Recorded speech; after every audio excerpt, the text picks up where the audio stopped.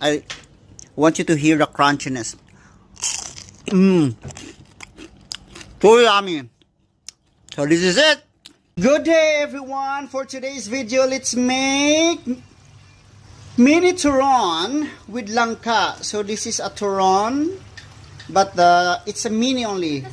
The smaller, the crunchy. So this is one of our best seller sa mga kasama sa work, workmates, colleagues.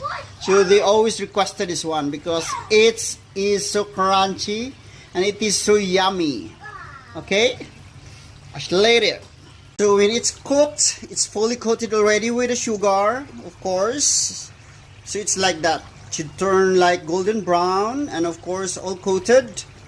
And let's just cook it for a little bit more to make it really very crunchy, and the shelf life would last a whole day. But it's best to eat once it's cooked. Once it's cooked, you can eat right away. Just pabugnawon lang sa nimo and then you're good to eat this one.